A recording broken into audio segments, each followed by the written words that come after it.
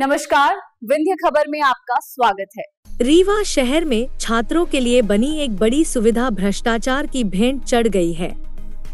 Housing board द्वारा 45.11 लाख रुपए की लागत से बना छात्रावास महज 10 साल में ही जर्जर हालत में पहुंच गया है।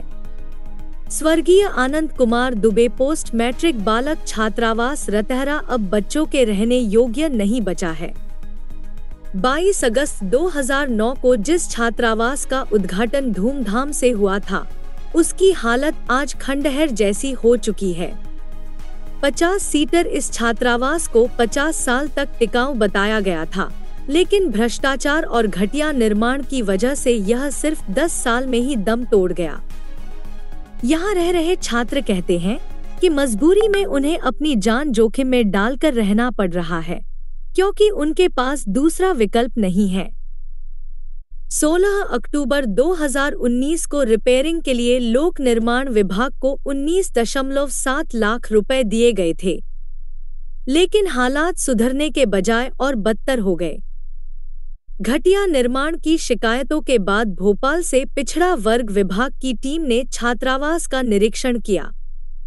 निरीक्षण में छात्रावास को बच्चों के रहने लायक नहीं पाया गया और यहां दाखिले पर रोक लगा दी गई। बड़ा सवाल यह है कि जिस छात्रावास पर लाखों रुपए खर्च हुए, वह महज 10 साल में ही क्यों जर्जर हो गया? आखिर जिम्मेदारी तय कब होगी और दोषियों पर कार्रवाई कब होगी?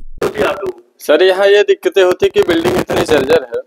ये 50 सीटर ओबीसी का हॉस्टल है, स्वर्गीय आनंद कुमार दुबे पोस्ट मैट्रिक बालक छात्रावास। यहाँ हम लोग रहते हैं। यहाँ की बिल्डिंग इतनी जर्जर है कि इसका जो ऊपर का सज्जा है वो रूमों में गिर जाता है।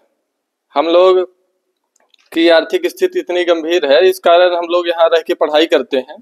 तो इस बिल्डिंग को संज्ञान में लिया जाए और हम लोगों को रहने के लिए नई बिल्डिंग की व्यवस्था की जाए, या फिर हम लोगों को रहने के लिए किराए से रूम दिया जाए, ताकि हम लोग अपनी पढ़ाई रह के कर सकें। क्योंकि ये बिल्डिंग इतनी जर्जर है कि बरसात के दिनों में जब पानी काफ़ी बारिश होती है तो बिल्डिंग से नीचे पानी टपकने लगता है हम लोगों के रूम में, जिस कारण हम लोगों का मार्गदर्शन किया जाए और इस बिल्डिंग का नवीनीकरण किया जाए। दिक्कत होती है आप लोगों को? हम लोगों के यहाँ बहुत दिक्कत होती है। जैसे कि आप देखें कि बिल्डिंग पूरी तरह से जर्जर है, बिल्कुल रहने योग्य बिल्कुल नहीं है। तो ये बिल्डिंग बरसात के दिनों में जब पानी गिरता है तो पानी नीचे तक टपकता है, तो हम लोगों को बाहर भागना पड़ता है अपनी जान बचाने के लिए। क्योंकि अगर बाहर कोई पड़ाका भी फोड़ देता है तो ये बिल्डिंग एकदम दबकने लगती है। ऐसा हालत है इसकी बिल्डिंग की।